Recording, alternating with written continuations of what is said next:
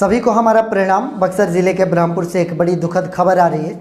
एक पति के द्वारा ही अपनी पत्नी का हत्या कर देने का मामला आया है। घटना आज की ही है।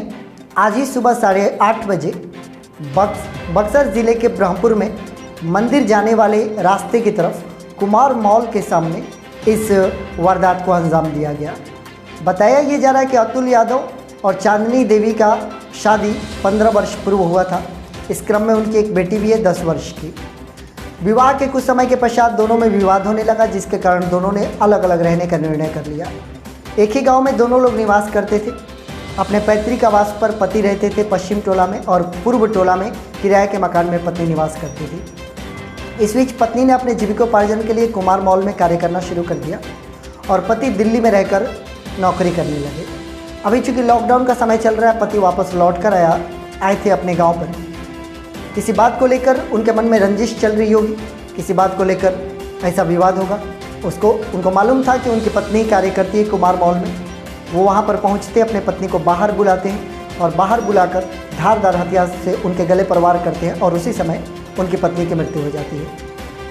ऐसा होते हुए बहुत सारे लोगों ने देखा। चूँकि दिन का समय था, 8:30 बजे रहे थे।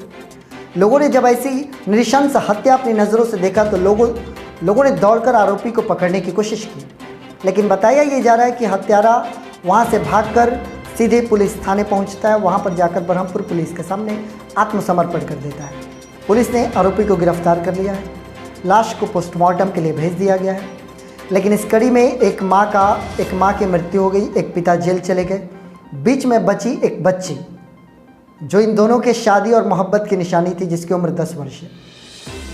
अब उसकी ज़िंदगी का रास्ता क्या होगा, वो अपनी ज़िंदगी का कैसे गुजारा करेगी, ये एक सोचने वाला विषय है।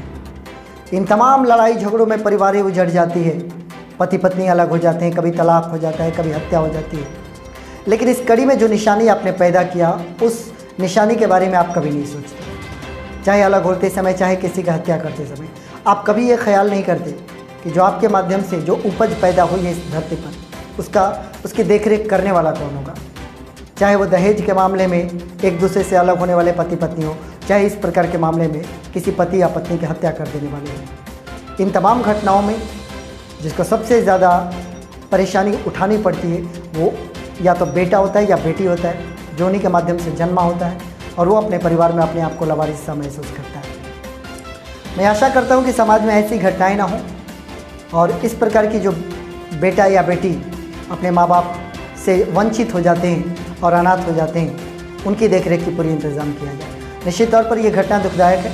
हम इस घटना के प्रति काफ़ी ज़्यादा शोक व्यक्त करते हैं और आशा करते हैं कि वो 10 वर्ष की बेटी जो अब अपने माँ को देख नहीं पाएगी, शायद अपने पिता से कभी मिलना ना चाहे, इस दरमियान कोई भगवान के रूप में कोई सहारा उसके पास बनकर जाए और उसकी ज़िंदगी को सही रास्ता दिखाए।